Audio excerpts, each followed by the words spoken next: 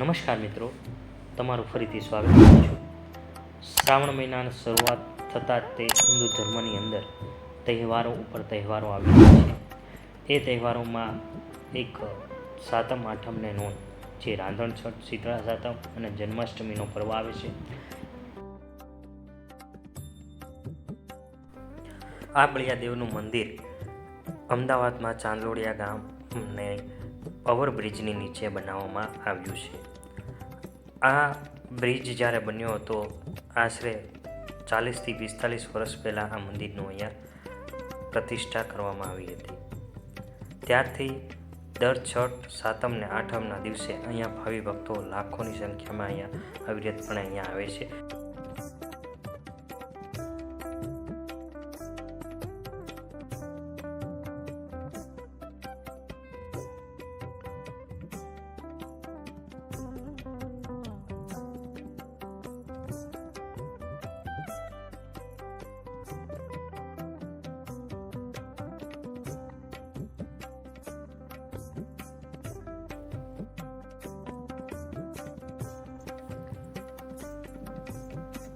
તો મંદિરની અંદર પ્રવેશતા તે બળિયા બાપાના તમે દર્શન કરી શકો છો. અહીંયા બળિયા બાપાની ઉપર તમે પાણીનો અભિષેક તથા પ્રસાદ નીચે અહીંયા ધરવામાં આવે છે.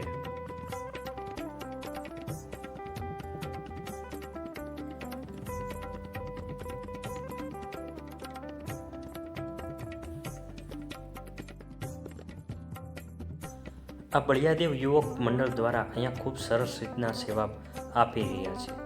આ યુવકો દ્વારા તકલીફ ભાવિ ભક્તોને ન પડે તેનું ખાસ ધ્યાન રાખવામાં આવે છે.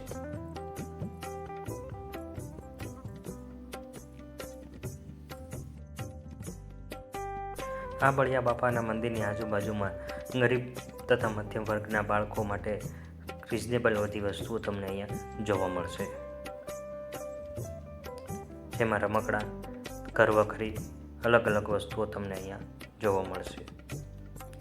તમે જોઈ શકો છો, કૃષ્ણ ભગવાન માટે અહીંયા ઝૂલા સરસ રીતના અહીંયા વેચવામાં આવે છે, જે 100 રૂપિયાથી લઈ અને 200 રૂપિયા સુધીમાં તમને મળી જશે. ખાસ અગત્યની વાત કરીએ તો આવા નાના માણસોને બને ત્યાં લગી હેલ્પ કરવા આપણી ફરજ બને છે, જેની રોજીરોટી આ બધા સાધન વેચીને જ અહીંયા કમાય અને પોતાનું ગુજરાન હકારે છે.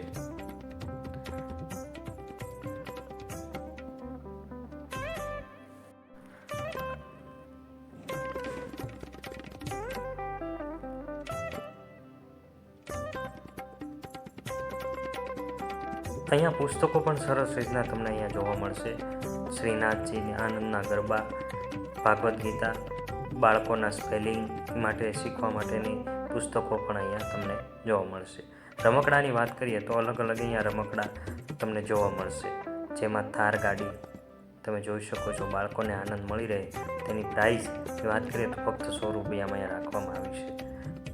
આ બધા રમકડાઓ રિઝનેબલ ભાવે અહીંયા વેચવામાં આવે છે.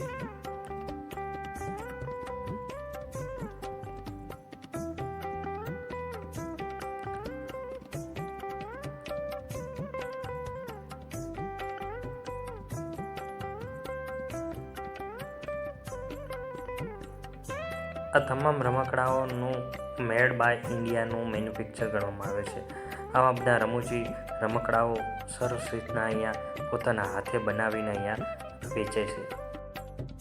તો મિત્રો, એકવાર જરૂરથી જરૂર બળિયા બાપાના મંદિરના દર્શન કરજો અને આ મેળાના લાભ લેજો. વિડીયો ગમ્યો હોય તો લાઇક, શેર અને સબસ્ક્રાઈબ કરજો.